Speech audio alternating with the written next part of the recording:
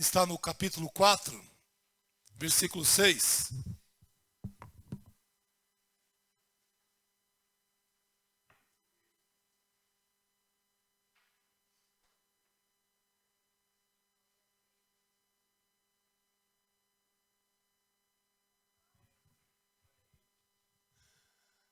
Glória a Deus. Eu já ouvi um vovô aí. Tá gravando aí? Tá.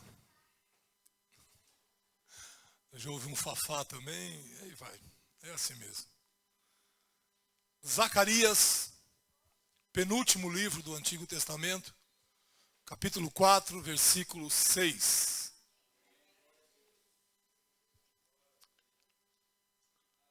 Prosseguiu ele e me disse: esta é a palavra do Senhor a Zorobabel. Não por força, nem por poder, mas pelo meu espírito, diz o Senhor dos exércitos. Vamos ler mais uma vez? Coloque os olhos na sua Bíblia mais uma vez, por gentileza. Prosseguiu ele e me disse: esta é a palavra do Senhor a Zorobabel. Não por força, nem por poder, mas pelo meu espírito, diz o Senhor dos exércitos. Que o Senhor seja glorificado através da sua palavra. Queiram se assentar, por favor.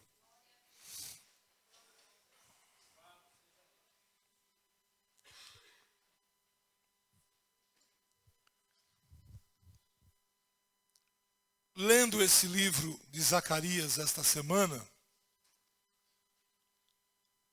uma pergunta muito óbvia ficou no meu coração, muito direta.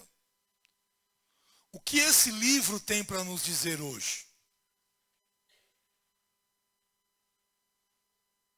O que Zacarias, o que a mensagem de Zacarias tem para nos dizer hoje? Eu espero que nenhum de vocês adote como regra de fé um terceiro comportamento estranho que está no meio das igrejas hoje, de que não tem nada para nós, igreja, no Antigo Testamento. São comportamentos do inferno, querido. Porque a Bíblia diz que toda a Escritura é divinamente inspirada. Portanto, toda a Escritura é para nós. E o Antigo Testamento e o Novo formam esse toda a Escritura. Então tem muito para dizer para nós. E eu gostaria de, junto com você, e principalmente com a revelação e a direção do Espírito Santo, nós tentarmos compreender o que é que Zacarias tem a nos dizer hoje. Hoje. E ela quer vir aqui comigo. Para a gente entender esse livro de Zacarias, a gente precisa ir lá para o livro de Esdras primeiro.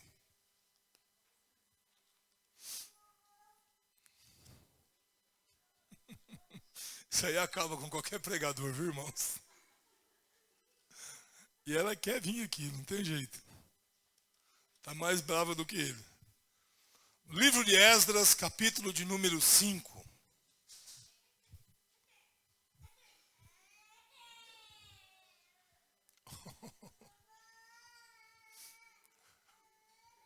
Será que eu vou ter que pregar com ela no colo?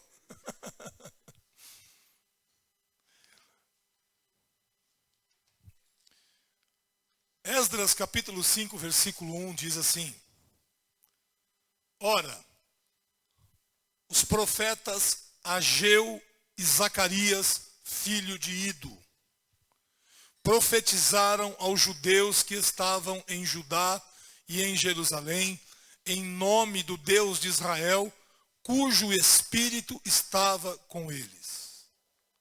Então se dispuseram Zorobabel, filho de Sealtiel, e Jesua ou Josué, filho de Josadaque, e começaram a edificar a casa de Deus, a qual está em Jerusalém. E com eles os referidos profetas de Deus que os ajudavam. Então, A primeira ideia que nós temos que ter de Zacarias, do profeta Zacarias, é que ele faz parte do momento em que a tribo de Judá retorna da Babilônia para Jerusalém. Ele e Ageu, principalmente esses dois profetas, foram os profetas que Deus usou para que o povo se aplicasse a reconstruir o templo do Senhor. Inclusive não só profetizaram, ajudaram na reconstrução. Tanto Ageu primeiro, depois Zacarias, meses depois, participam desse momento importantíssimo da história do povo judeu. Por quê? Por causa de toda a simbologia que o templo representava para o povo de Israel. O templo era o lugar da presença de Deus, na compreensão ou na análise do Velho Testamento. O templo era o lugar da presença de Deus. Era o lugar onde Deus se manifestava. Era o lugar onde Deus era adorado e glorificado. Vocês sabem que Jerusalém, 70 anos antes do que nós lemos aqui é por volta do ano 520, por volta do ano 596, Jerusalém foi devastada pelos exércitos, pelo poder da Babilônia. Queimaram tudo, destruíram tudo, muros, o templo, levaram a população cativa para a Babilônia, mas 70 anos depois, como havia profetizado Jeremias, por ordem de Dário, de Ciro, o rei persa, eles voltam, eles são liberados. Naquele momento, Babilônia já não era mais o império dominante. A Pérsia havia conquistado a Babilônia. Então, o rei Ciro, que Isaías chama de meu ungido, ele dá ordem para que o povo volte, para que o povo saia da Babilônia e volte para Jerusalém, para reconstruir a vida, para retomar a vida e para reconstruir a casa do Senhor. Então Ageu e Zacarias são dois profetas que Deus usou para fazer com que o povo se despertasse para reconstruir a casa do Senhor. Isso é importante a gente compreender nos dias de hoje. E eu acho que a primeira mensagem que Zacarias dá para nós hoje, igreja de 2019, é que nós não podemos perder os referenciais da nossa vida com Deus. E um destes referenciais é a casa de Deus. Nós não podemos perder os nossos referenciais. E hoje tem muita gente afirmando assim: não preciso de igreja. Para que igreja? Igreja é uma instituição falida. Misericórdia. Eu cultuo a Deus na minha casa do meu jeito. Parece um discurso tão bonitinho, né? Mas tão esvaziado de Deus e da verdade bíblica. É interessante que se você olhar aí no livro de Esdras, você vai perceber que no capítulo 6, você encontra a ordem de Dário. Aqui já é Dário o Medo. Quando você olha aí, Ciro, Dário, Artaxerxes, não vá tanto pelo nome, porque esses eram cargos, eram títulos que eles recebiam. Tá? Então, às vezes você lê, mas parece que um está antes, o outro está depois. Porque essa questão eram títulos, e eram títulos que se sucediam numa dinastia. Então você vai ver que tem Dário I, tem Dário II e por aí vai. Isso é história, queridos. Que qualquer livro de história universal aí encontra. Que eu acho que tanto pregadores, pregadoras, professores, missionários deveriam se interessar para entender e conhecer a história para não ficar falando bobeira depois. Então, você olha aqui Dário dizendo assim, olha, capítulo 6 de Esdras. Então o rei Dário deu ordem e uma busca se fez nos arquivos reais da Babilônia, onde se guardavam os documentos. Nesse momento já é o Império Medo-Persa. Em Aquemetá, na fortaleza que está na província da Média, se achou um rolo e nele estava escrito um memorial que dizia assim: o rei Ciro, no seu primeiro ano, baixou o seguinte decreto: com respeito à casa de Deus em Jerusalém, deve ela edificar-se para ser o lugar em que se ofereçam sacrifícios. Seus fundamentos serão firmes, a sua altura de 60 côvados e a sua largura de 60 côvados, com 3 carreiras de grandes pedras e uma de madeira nova. E a despesa se fará da casa do rei. Ele encontra essa ordem real, que ele chama aqui de memorial. Para você entender o que é um memorial, era algo que não podia ser jamais desprezado. Podia passar rei, entrar rei, vir rei, o memorial tinha que ser levado a sério. Então Dário encontra, ele olha para a história para trás, e ele encontra ali um memorial de Ciro, dizendo: tem que reconstruir a casa de Deus que está em Jerusalém. Você vai dizer, por que um persa, que não tinha nada a ver com Deus, que era uma nação ímpia, uma nação gentílica, o que tem a ver com isso? Deus usou. E Deus usa quem Ele quer. Essa Pérsia que a Bíblia nos fala hoje é o atual Irã. Então você percebe, queridos, que para Deus não existe esse negócio de nação poderosa que vai falar isso, que vai falar aquilo. Deus usa e move e constrói a história do jeito dele. Mas a primeira lição que eu vejo que Zacarias nos dá aqui é essa: nós não podemos perder, nós não podemos desprezar os nossos referenciais de vida ou de relacionamento com Deus. Nós não podemos perder isso. E a gente vai encontrar, para aqueles que gostam, né, de falar aí nos YouTube, como aparece pregador em YouTube, irmão Antônio? Como tem pregador na internet, pastor Laurindo? Eu só não vejo na rua, eu só não vejo lá nas bocadas, eu só não vejo nos sertões. Ah, mas no YouTube, o bonitinho senta ali no quartinho dele, faz questão de ficar atrás de livro, para todo mundo ver que ele tem bastante livro. Ali ele prega tanta coisa. Fala tanta coisa bonita. Fácil, né?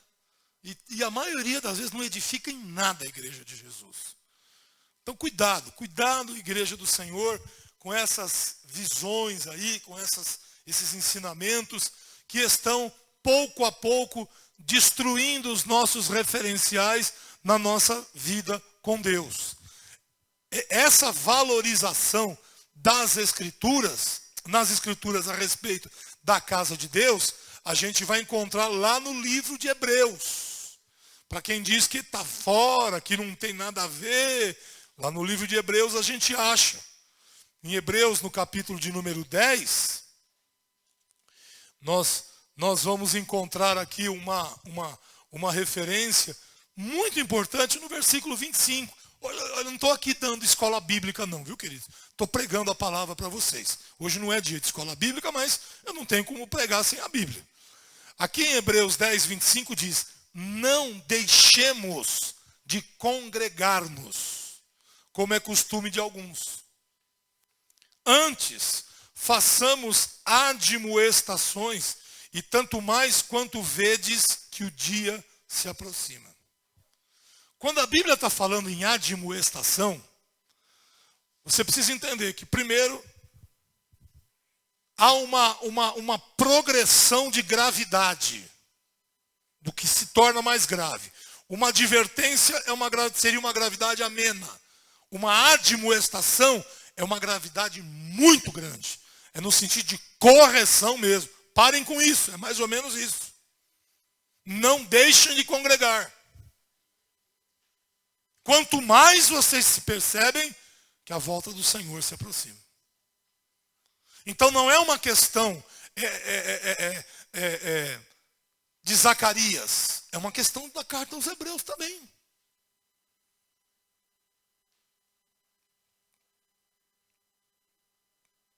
A gente tem que tomar cuidado com o que a gente ouve E nós que falamos com o que falamos.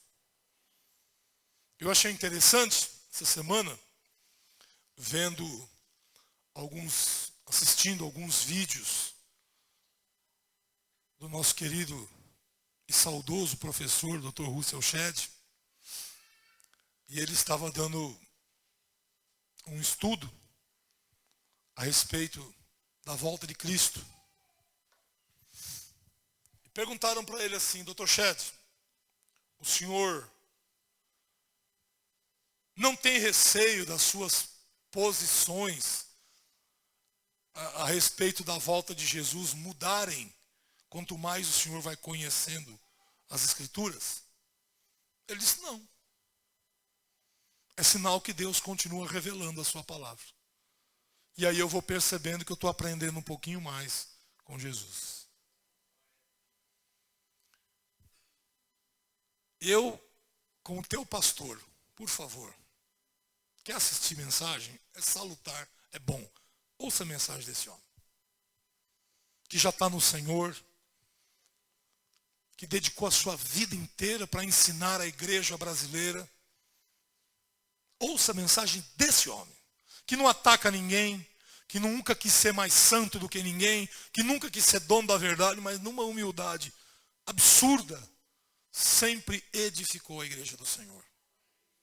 Então você vai perguntar assim: pastor, mas será que esse apego à casa de Deus não é uma coisa que o senhor poderá pensar mais lá na frente?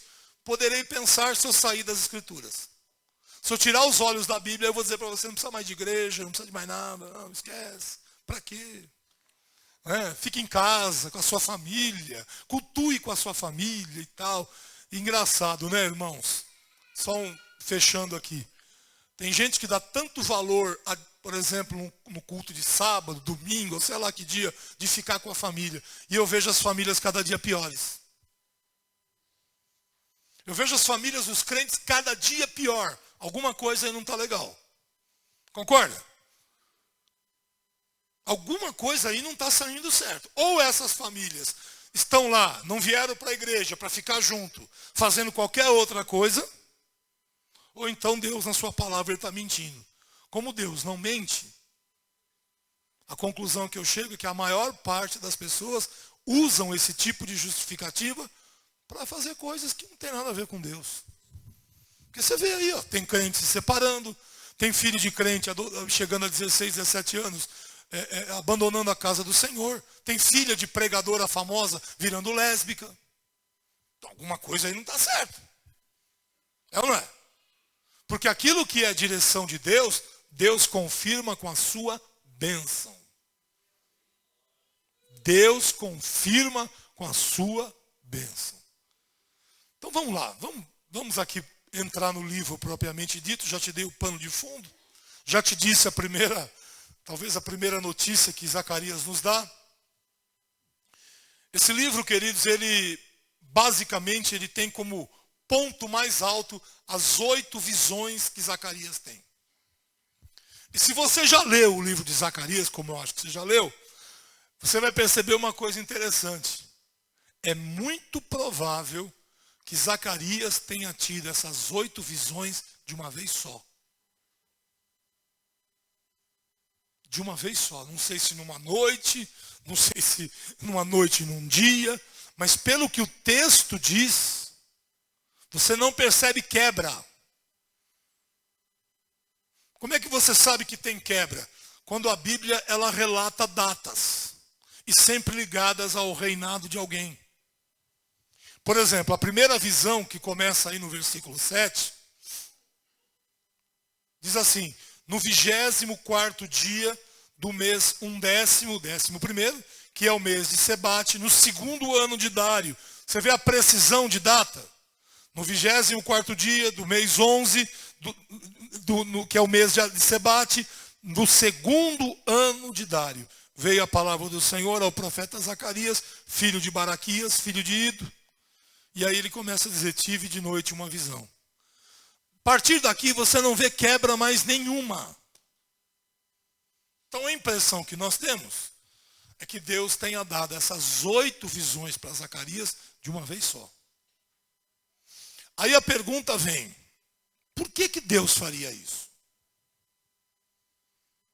Porque em outros casos, como por exemplo com Ageu, que nós já estudamos aqui, e que em breve, se Deus permitir, no final desse mês, eu trarei já o livro pronto para vocês, já está na gráfica. Em Ageu você vê quebras. Deus fala com ele em etapas. Agora aqui nessas visões não. A impressão que dá é que as 8 acontecem num momento só. Mas a pergunta, Beth, é essa: por que Deus faria isso? Por causa do momento que Zacarias e Ageu estão vivendo. Saiu a ordem para reconstruir o templo, para reconstruir Jerusalém. Eles começaram a obra, mas eles pararam. E a obra ficou parada há cerca de 15 anos. 15 anos.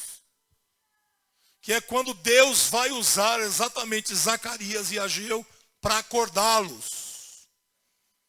Para eles retomarem a construção da casa do Senhor. Então por que Deus deu essas visões? Por causa do momento. O momento era de reconstruir. E para reconstruir, você percebe bem nas 8 visões que ele dá,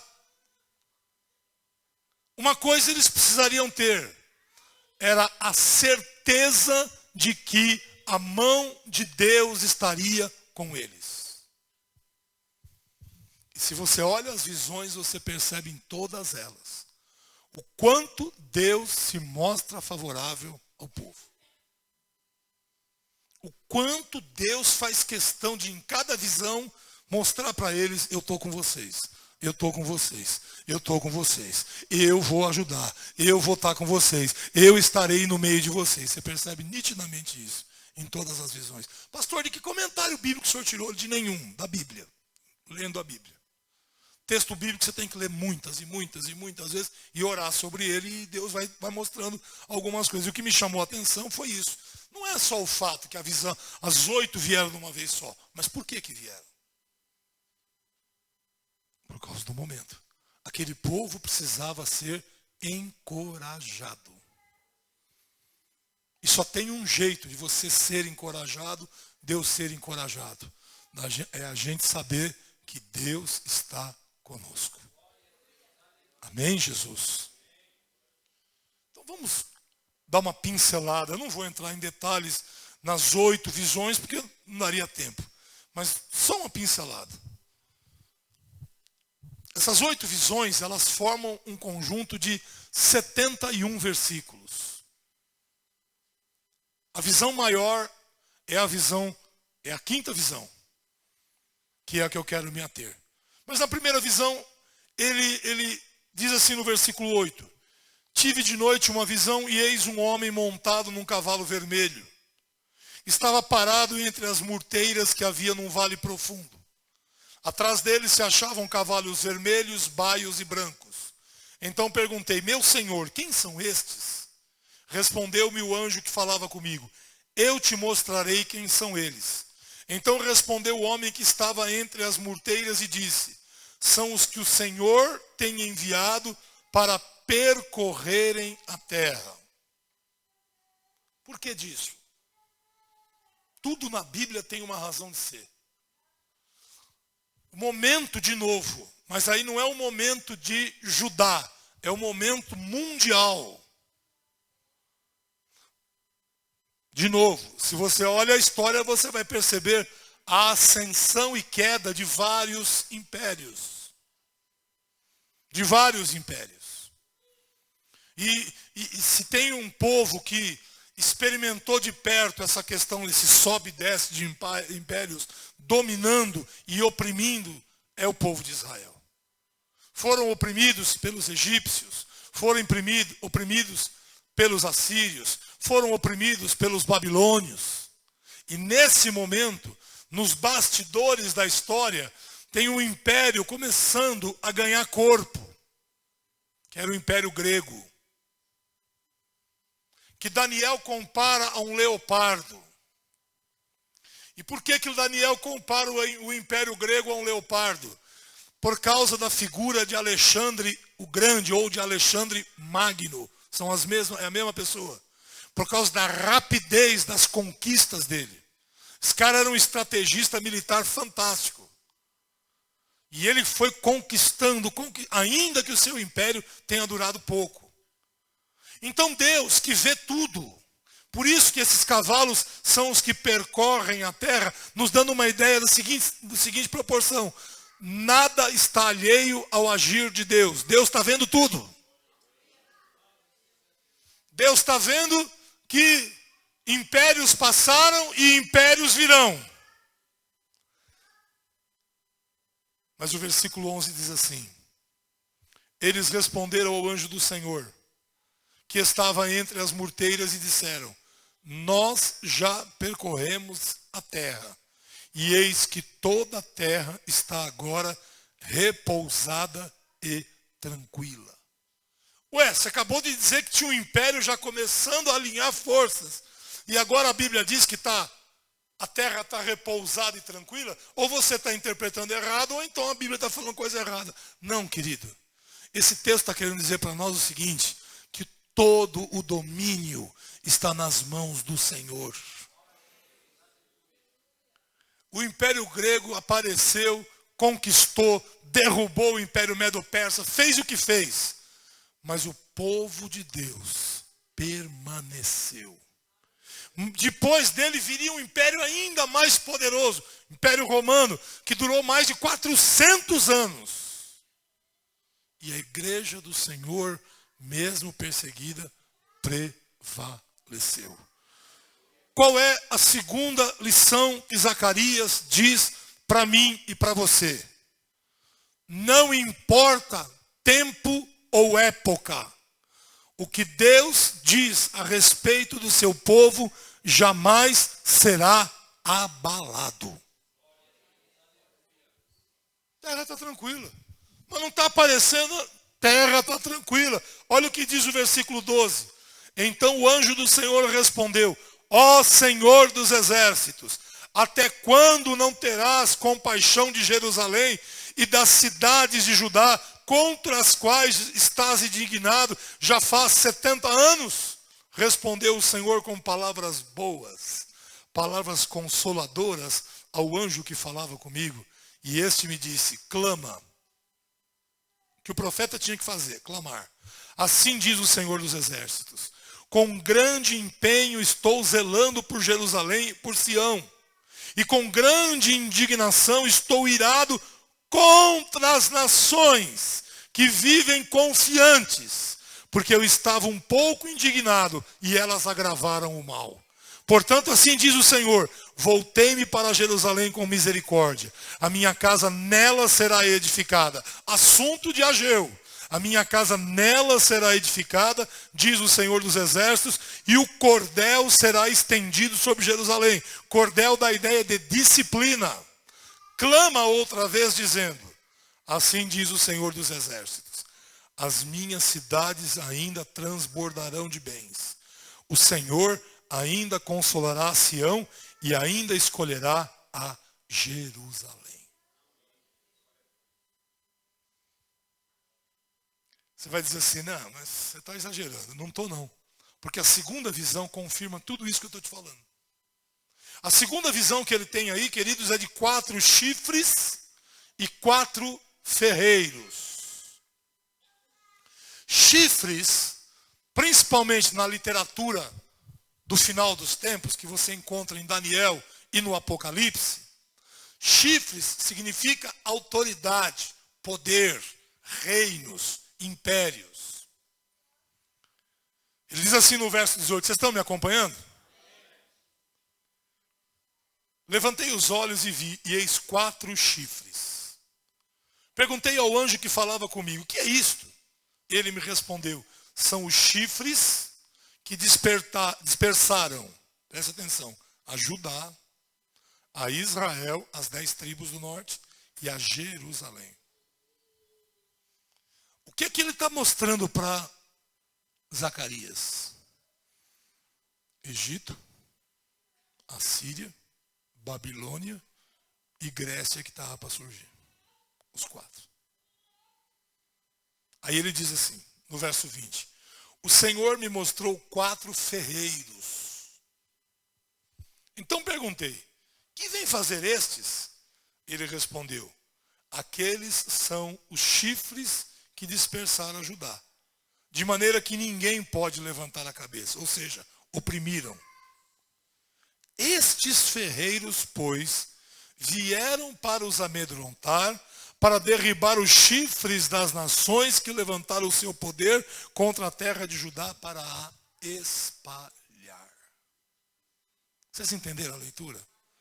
Parece que quando entra nesse negócio de história, vocês dão uma esfriada, porque não gosta. Mas você tem que saber para entender o texto da palavra. O Senhor está dizendo, forças virão que derrubarão esses impérios. Por que ele está dizendo isso? Porque ele está encorajando o povo a retomar a construção. O povo que foi ameaçado. Os governadores que ficavam distantes do centro de comando da Pérsia, ali distantes de Suzã, que estavam além do Eufrates, como você vai ver em alguns textos, você tem que perceber que a Pérsia está para cá, Israel está para lá, então é além do Eufrates, do outro lado do rio Eufrates. Esses caras puseram fogo, esses caras fizeram de tudo para fazer parar a construção da casa do Senhor. Por isso que 15 anos ficou parada. Fizeram cartas, aprontaram muito para deter a construção. E agora o Senhor está encorajando e dizendo, não precisam ter medo com tudo que vocês já ouviram e viram. Em outras palavras, eu estou com vocês. Propósito dessas visões é encorajar o povo. É mostrar para o povo que independente das circunstâncias que se viva, a história só é fechada, só é selada quando Deus dá a sua palavra. Eu pergunto para você, o que é o Egito hoje? Que nesse texto é chamado de Reino do Sul, porque ficava ao sul de Jerusalém. O que é o Egito hoje? O Egito não é nada, queridos. O Egito não tem nenhuma proeminência política internacional, não tem nada. E a Babilônia? O que sobrou da Babilônia? Nada. Nada. Onde ficavam onde ficava o palácio da Babilônia, né? Que foi considerado uma das maravilhas do mundo, hoje só tem pedra. Cadê a Síria? Cadê o Império Romano? O que sobrou a não ser peça de museu? Guarde uma coisa, os impérios do mundo são meros objetos de arqueologia, de museu. Mas a igreja do Senhor, o propósito do Senhor, jamais. Jamais. Por isso que Pedro nos chama de pedras que vivem. Fazendo uma comparação, é óbvio, com Cristo, a pedra fundamental, mas também com a importância que se dava às grandes construções daquela época, que a matéria-prima principal eram pedras. Mas aquelas pedras eram pedras mortas, eram pedras que caíam, suas construções desapareciam, mas as pedras vivas do Senhor não. Então, do jeito que Zacarias estava encorajando aquele povo, está nos encorajando hoje. Hoje. Está nos encorajando contra a própria perseguição que está se anunciando aí no horizonte. Lugares do mundo em que a perseguição é uma realidade. Vocês sabem, Coreia do Norte, China, norte da África e tantos outros lugares. Mas ainda são movimentos espalhados, localizados. Não é uma coisa mundial. Não é um esforço mundial contra a igreja. Esse esforço mundial chegará. A igreja vai ser perseguida em escala mundial. Não vai ser uma coisa, sabe, está acontecendo lá no fim do mundo. Não, não. Vai acontecer em toda a face da terra, pelo que a gente lê no livro do Apocalipse. E o Senhor está nos dando uma palavra de encorajamento. Não tenham medo. Não tenham receio. Vamos à terceira visão. Estou passando rapidinho. A terceira visão envolve Jerusalém. Jerusalém aqui é medida. Está percebendo como não tem quebra na visão? Vai vindo uma atrás da outra. Tornei a levantar os olhos e vi. E eis um homem que tinha na mão um cordel de medir. Então perguntei, para onde vais tu? Ele me respondeu, medir Jerusalém, para ver qual é a sua largura e qual é o seu comprimento. E eis que o anjo que falava comigo e o outro anjo lhe saiu ao encontro. E lhe disse, corre, fala a este jovem. Jerusalém será habitada como as aldeias sem muros. Pega esse detalhe, aldeia sem muro. Por causa da multidão de homens e animais que haverá nela. Pois eu lhe serei, diz o Senhor, um muro de fogo em redor, e eu mesmo serei no meio dela a sua glória. Está percebendo? O Senhor vem encorajando, e essa palavra de encorajamento, ela vem ganhando corpo. E agora ele está dizendo, vá lá medir Jerusalém. Mas diz para esse jovem, nesse momento, Zacarias é novo ainda. Diz para ele, eu serei como um muro de fogo ao redor de Jerusalém. Não vai ter muro. Isso naquela época significava o seguinte, pôr o pescoço para ser cortado. Porque todas as cidades eram fortificadas. Vocês se lembram de Jericó? Das chamadas muralhas de Jericó? Por que tinha muralha? Para evitar que os povos, adentrassem e roubassem, destruíssem, enfim. Todas as cidades eram fortificadas. O Senhor está dizendo assim, Jerusalém não vai ter muro.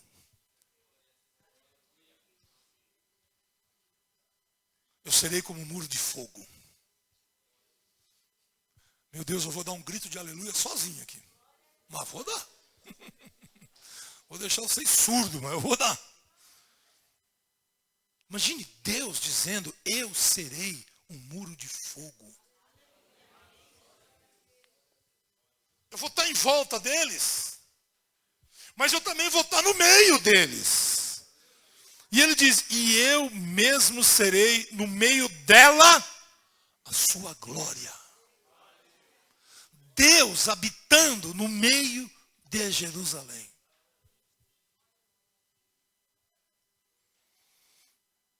Eu penso que a terceira coisa que Zacarias está querendo nos dizer é o seguinte, nós precisamos voltar a confiar em Deus.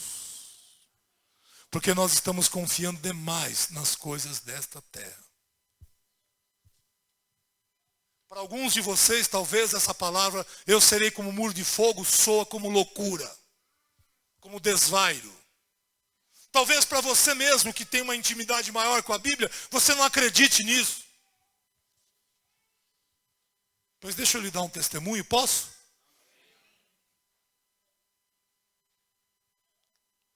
Eu não vou dizer o lugar, porque questão ética. Uma pequena cidade do interior. Os religiosos da cidade, unidos ao poder público, prefeito, polícia, disseram assim, essa igreja de crente tem que fechar. Porque eles estão atacando a nossa religião.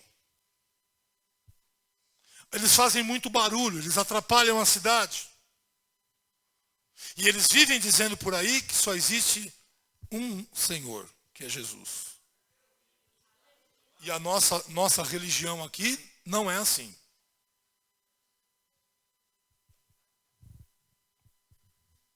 E é claro que não fizeram eles. Contrataram pessoas marginais para irem num sábado à noite e matarem o pastor da igreja e quem tivesse pela frente. O objetivo era matar o pastor. E aterrorizar as pessoas, então eles entendiam assim, irmã Delmira, que todo mundo iria embora. E assim fizeram. Me parece, se eu não estiver enganado, 15 homens armados com metralhadoras, armas potentes, foram em direção à igreja. A igreja já estava no culto. Mas era um culto, irmãos, onde o povo dava glória a Deus. Onde o povo cria no poder do Espírito Santo, onde o povo falava em mistério diante do Senhor. Aquele velho, maravilhoso e poderoso culto pentecostal. Não é o culto filosófico de hoje. Não é o culto acadêmico de hoje. Era o culto pentecostal. Onde Jesus curava, libertava e fazia coisas tão lindas. Eles pararam o carro do outro lado da rua da igreja, desceram com as metralhadoras, as armas em punho. E quando atravessaram a rua, eles pararam. Tinha um muro de fogo em volta da igreja. E só eles viam. Ninguém mais via. E eles começaram assim a gritar. Eles que foram para apavorar, começaram a gritar apavorados do que estavam vendo. Porque tinha aquele muro de fogo em volta da igreja, mas não queimava nada.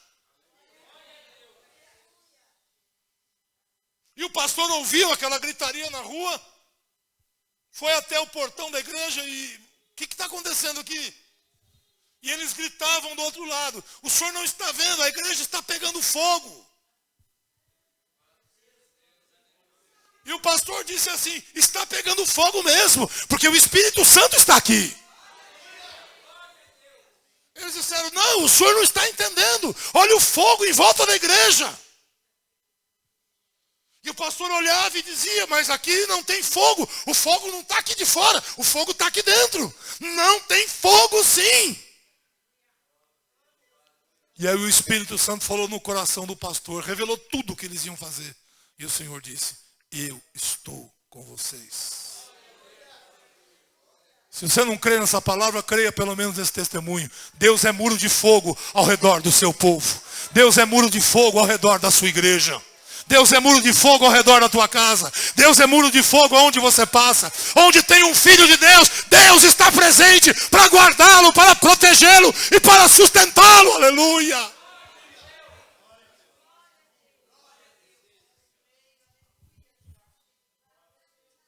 Aí, ó. Precisamos voltar a confiar em Deus. Porque estamos confiando muito nos recursos dessa terra. Recursos que não podem fazer nada.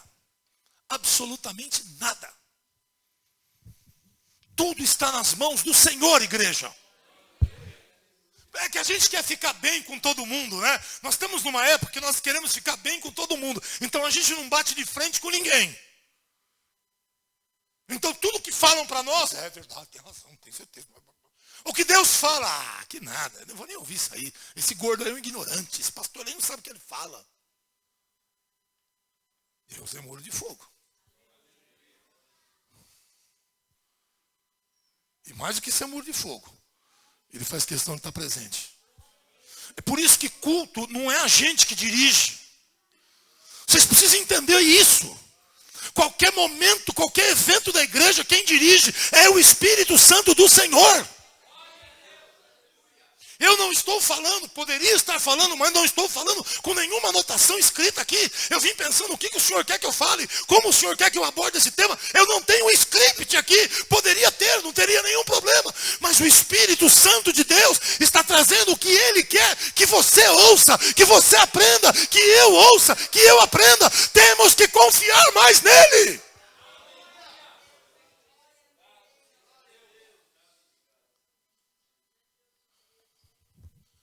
Aí depois dessa terceira visão, vem o versículo 6 do capítulo 2 dizendo, chamando Israel para voltar, diz, fugi agora da terra do norte. O que é a terra do norte? É a Babilônia. Sai daí! Aí não é lugar para vocês mais. Diz o Senhor, porque vos espalhei como os quatro ventos do céu. Diz o Senhor, ei, salva-te, ó Sião, tu que habitas com a filha da Babilônia.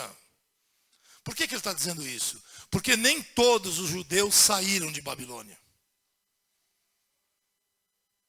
Alguns ficaram. Gostavam do conforto de Babilônia. Lógico, o maior império da terra naquele momento. E ficaram, como muitos crentes hoje. Continuam no mundo, porque gostam dos confortos do mundo. Não querem pagar o preço da sua fé. E ficam lá. Mas olha a ordem do Senhor. Sai daí. Pois assim diz, versículo 8, assim diz o Senhor dos exércitos. Para obter ele a glória, enviou-me às nações que vos despojaram. Porque aquele que tocar em vós, olha a outra aí, ó. Aquele que tocar em vós, toca na menina do seu olho.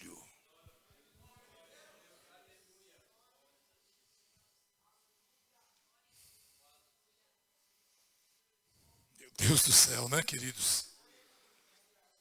Porque eis aí, agitarei a mão contra eles, e eles virão a ser presa daqueles que os serviram. Assim sabereis vós que o Senhor dos exércitos é quem me enviou. Todos aqueles que oprimiram a Israel viriam a servi-lo. É o que está acontecendo hoje. Israel está ali, em plena planície do Sinai, cercado de árabes de tudo quanto é lado. A Síria está aqui em cima, o Líbano está aqui, o Egito, a Jordânia, do lado de cá a Palestina. E ninguém põe a mão.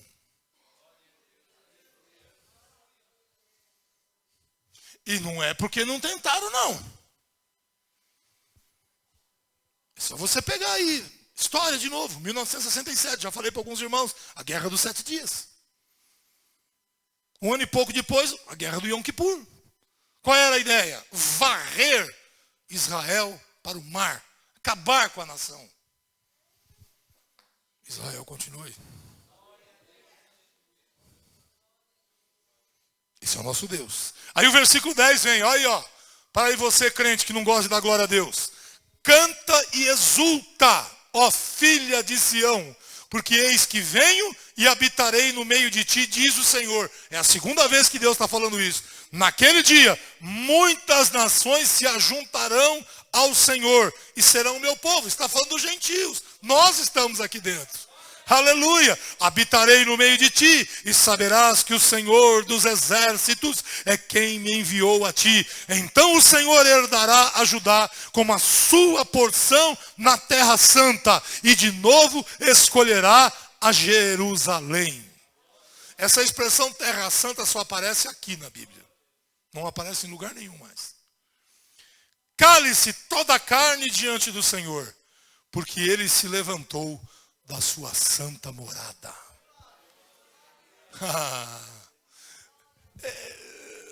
Eu já cansei de falar isso para vocês, eu vou falar mais uma vez. Sinceramente, eu não me espanto com avanço nenhum desse mundo. Estou inventando um supercomputador que fala, que anda, que... Não está me dizendo nada. Não está me dizendo nada no sentido de atrair. Eu saí para ir contando para todo mundo. Olha o que eu descobri. O que me espanta é isso. Cale-se toda a carne diante do Senhor, porque ele se levantou na sua santa morada. Isso me espanta. Que tudo demais passa. Mas quando Deus se levanta. Então nós estamos vendo fulaninho falar da ideologia de gênero, brigar, gritar, espernear, que vai matar, que vai prender, que vai não sei o quê. Estamos vendo ciclaninho dizendo que a Bíblia é uma loucura, que tem que acabar com as igrejas, que as igrejas têm que pagar imposto, que as igrejas não sei o quê.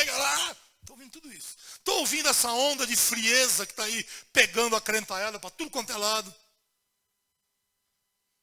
O problema todo para mim não é nada disso. Não, mas a tecnologia, pastor, a ciência se multiplicaria. Isso não está dizendo nada. O que está dizendo é isso aqui. Quando Deus se levanta da sua santa morada. Pastor, você não está entendendo, pastor. O senhor está fechando os olhos para realidades mundiais. Não, eu estou abrindo o teu olho para as realidades celestiais. Porque no momento em que Jesus vier para buscar a sua igreja, conforme eu lhes preguei na última Santa Ceia, meu querido, meu amado, não tem nação poderosa, não tem nação rica, não tem nação armada até os dentes. Jesus virá e acabou, meu irmão. E depois que ele tirar a igreja da terra, ninguém vai impedi-lo de cumprir os seus juízos, a sua ira sobre essa terra. Ninguém. Não tem russo, não tem americano, não tem canadense, não tem nada disso. Vai se cumprir e acabou. Por isso que eu não me espanto. E por isso que eu estou dizendo para você, mais uma vez, cuidado em quem você está colocando a sua confiança. Quarta visão. Já entramos no capítulo 3. Só estou lendo, não estou entrando com muito detalhe aqui. Deus me mostrou o sumo sacerdote Josué. É óbvio que esse Josué não é aquele que substituiu Moisés, né? O qual estava diante do anjo do Senhor. E Satanás estava à mão direita dele para se lhe opor. Mas o Senhor disse a Satanás: o Senhor te repreende, ó Satanás. Sim, o Senhor que escolheu a Jerusalém te repreende. Não é esse, falando de Josué, um tição tirado do fogo? Ora, Josué, trajado de vestes sujas, estava diante do anjo. Esse anjo aqui é o próprio Jesus.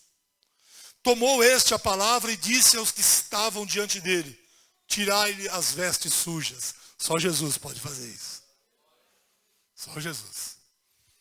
A Josué disse: eis que tenho feito que passe de ti a tua iniquidade e te vestirei de finos trajes. Só Jesus faz isso. E disse eu: ponham-lhe um turbante limpo sobre a cabeça. Puseram-lhe, pois, sobre a cabeça um turbante limpo e o vestiram com trajes próprios. E o anjo do Senhor estava ali. Protestou a Josué e disse: assim diz o Senhor dos Exércitos: se andares nos meus caminhos e observares os meus preceitos, também tu julgarás a minha casa e guardarás os meus átrios, e te darei livre acesso entre esses que aqui se encontram. Ouve, pois, Josué, sumo sacerdote, tu e teus companheiros que se assentam diante de ti, porque são homens de presságio, de coisas rápidas, novas. Eis que eu farei vir o meu servo, o renovo, profecia messiânica. Porque eis aqui a pedra que pus diante de Josué. Sobre esta pedra única estão 7 olhos. Esta pedra é Jesus. Eis que eu lavrarei a sua escultura, diz o Senhor dos Exércitos, e tirarei a iniquidade desta terra num só dia. Essa escultura aqui, o uso dessa palavra está se referindo à cruz. A cruz do Calvário. Naquele dia, diz o Senhor dos Exércitos, cada um de vós convidará o seu próximo para debaixo da vide e para debaixo da figueira. Ou seja, haverá paz, haverá comunhão. E é o que acontece entre os filhos de Deus quando a graça os alcança. Mas sabe o que me chama a atenção aqui, nessa quarta visão? É como Deus prepara as coisas. Porque não adianta o templo construído sem um sacerdócio, aliás, à altura de Deus. Do que adiantava um templo construído e um sacerdote corrupto? Do que adiantava um templo maravilhoso, grandioso, a promessa se cumpriu, mas justamente o sacerdócio, como em outras oportunidades, deixasse a desejar. E aí Deus vem e restaura primeiro o sacerdócio. Tira a iniquidade de Josué. Purifica Josué. E eu acho que essa é outra mensagem que que Zacarias está nos passando. Deus não chama homens para o sucesso. Deus chama homens para a santidade. Vocês gostam de ouvir homens que fazem sucesso no rádio, na televisão, da mídia, mas nem todos eles são sacerdotes purificados pelo Senhor. Deus não chama ninguém para ser sucesso. Deus chama todos nós para sermos santos, como a gente ouviu aqui na quarta-feira. Amém? E eu vou para a quinta e última visão que eu quero passar para você hoje, para que eu fique dentro do tempo.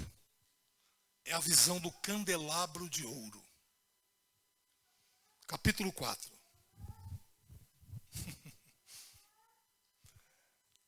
Tornou o anjo que falava comigo e me despertou como um homem que é despertado do seu sono. Veja, é um processo contínuo, né, essas visões, em uma atrás da outra. E me perguntou, que vês? Respondi, olho e eis um candelabro todo de ouro. E um vaso de azeite em cima com as suas 7 lâmpadas e 7 tubos. Um para cada uma das lâmpadas que estão em cima do candelabro. Fafá, procura aí na internet. Quinta visão de Zacarias, vai aparecer umas imagens aí. Joga aqui para os irmãos verem, terem uma ideia. Junto ao candelabro, 2 oliveiras. Uma à direita, do vaso de azeite, e outra à sua esquerda. Então perguntei ao anjo que falava comigo, meu senhor, o que é isto? Respondeu-me o anjo que falava comigo, não sabes tu que é isto? Respondi, não, meu senhor. Prosseguiu ele e me disse, esta é a palavra do Senhor a Zorobabel. Por que a Zorobabel e não a Josué? Porque aqui Deus vai restaurar o governo dele sobre a terra.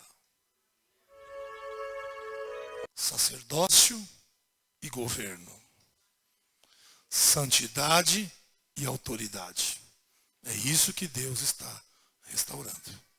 Aí diz, prosseguiu ele e me disse, esta é a palavra do Senhor a Zorobabel, não por força, nem por poder, mas pelo meu espírito, diz o Senhor dos exércitos. Quem és tu, ó grande monte? Diante de Zorobabel serás uma campina, porque ele colocará a pedra de remate, a pedra de acabamento. Em meio a aclamações, haja graça e graça para ela. Novamente me veio a palavra do Senhor dizendo, as mãos de Zorobabel lançaram os fundamentos dessa casa. Sim, 15 anos atrás. Elas mesmas a acabarão, para que saibais que o Senhor dos exércitos é quem me enviou a vós outros. Pois quem despreza o dia dos humildes começos, qual foi o dia do humilde começo? Quando eles chegaram e começaram a reedificar a casa e pararam porque ficaram com medo dos governadores além do Eufrates. Pois quem despreza o dia dos humildes começos, esse alegrar-se-á vendo o prumo na mão de Zorobabel. Prumo aqui é sinal de retidão. Aqueles 7 olhos são os olhos do Senhor que percorrem a terra. Prossegui e lhe perguntei, que são as 2 oliveiras à direita e à esquerda do candelabro? Tornando a falar, lhe perguntei, que são aqueles 2 raminhos de oliveira que estão junto aos 2 tubos de ouro que vertem de si azeite dourado? Ele me respondeu, não sabes que é isto? Eu disse, não, meu Senhor. Então ele disse, são os 2 ungidos que assistem junto ao Senhor de toda a terra. Põe uma imagem aqui para mim, Fafá. Eu já vou terminar.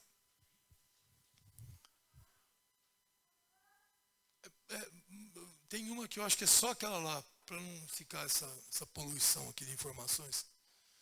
Deixa eu mostrar para vocês aqui, para a gente ver. E aqui eu vejo uma das mensagens mais fortes de Zacarias para hoje. Mais fortes. Show?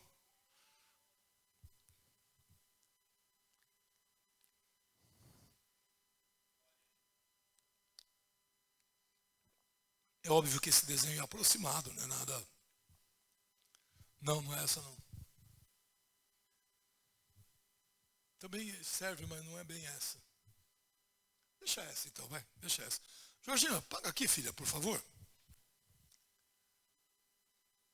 É aquela primeira ali, ó. Aquela ali eu acho que dá uma visão melhor.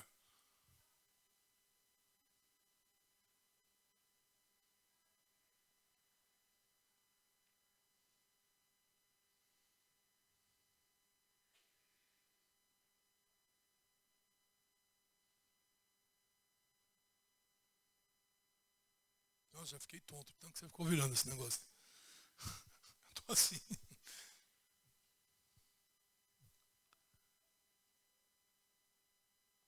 Se não der, deixa aquela primeira mesmo, não tem problema.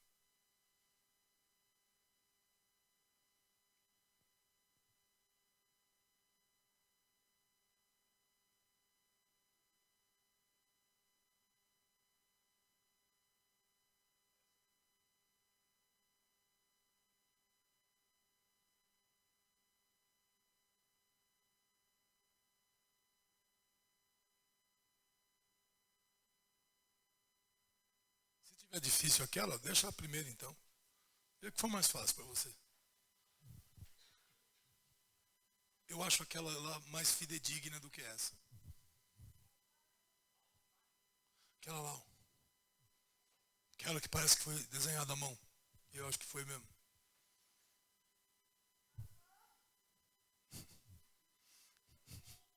Haja perseverança. Você já mandou se a gente clamasse ao Senhor desse jeito? Isso, pronto. Então, aqui no meio está o candelabro. O candelabro e ali tem as 7 lâmpadas. 3 de um lado, uma no meio e 3 do outro. Dá para vocês verem? Consegue ver ali? Então, a primeira visão que ele tem é esse candelabro de ouro. Que você vê hoje ele aparecer no brasão de Israel. Em cima tem um vaso ali, dá para ver o vaso? E do vaso sai que nem umas mangueirinhas.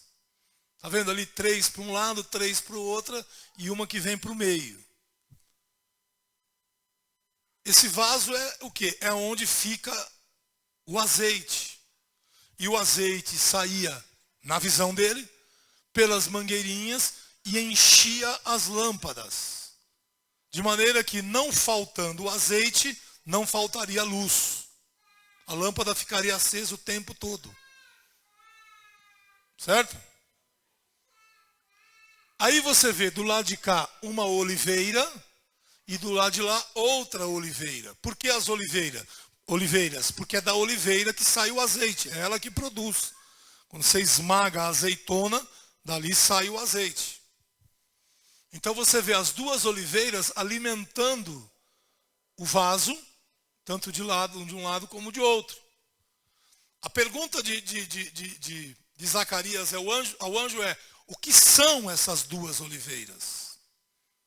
E a resposta é: são os 2 ungidos que assistem perante o Senhor de toda a terra. Essa expressão aparece no Apocalipse, mas não são os mesmos.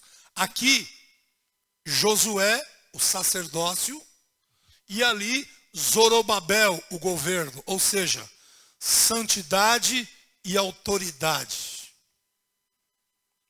Porque nós temos que situar o texto aqui no processo que Deus está fazendo. Ele está restaurando o seu povo novamente, restaurando a sua casa novamente, para posteriormente ser adorado lá. Quem é o Espírito Santo? Porque ele fala aí, não é por força nem por violência, é o azeite.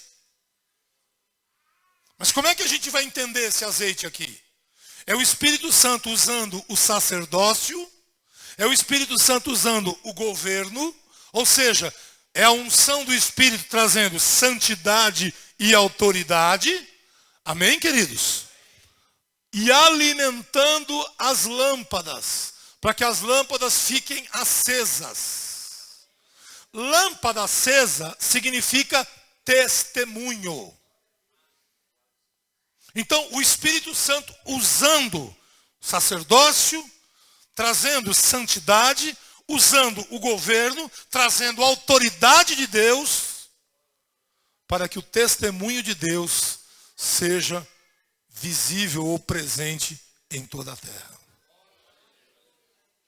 E é por isso que ele está dizendo para Zorobabel, não é por força e nem por violência. Por que ele diria isso? Porque naquela época, entre os impérios e entre os reinos, o que valia era força, conquistas, invasões. E o Senhor está dizendo, não precisa. Em outras palavras, deixa a lâmpada acesa. Deixa a lâmpada acesa que o resto é comigo. Isso faz lembrar você em Mateus 5, quando Jesus diz, vós sois a luz do mundo. Para que os homens vejam as vossas obras e glorifiquem a vosso Pai que estás nos céus, é lâmpada acesa. E essa é a última lição que eu quero falar de Zacarias para vocês hoje.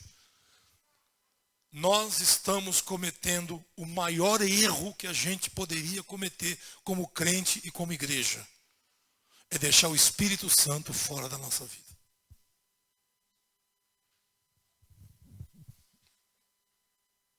Pode ter oliveira, pode ter sacerdócio, pode ter governo, pode ter autoridade, pode ter o Israel ou a igreja para dar testemunho, mas se não tiver o azeite, a lâmpada não acende, fica apagada. Por isso que eu creio de todo o meu coração, irmãos, na pessoa, no poder, na provisão, na direção do Espírito Santo.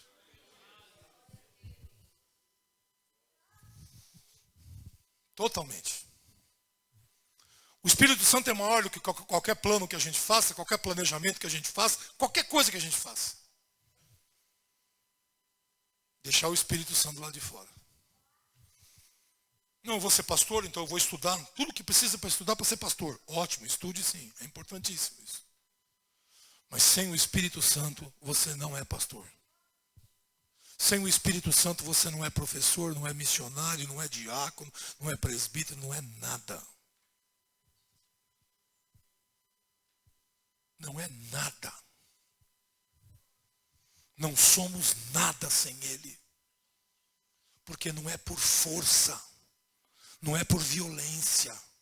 E eu poderia colocar aqui, não é por capacidade, não é por tecnologia, não é pelo número de títulos que eu tenho, pela influência que eu tenho, não é nada disso.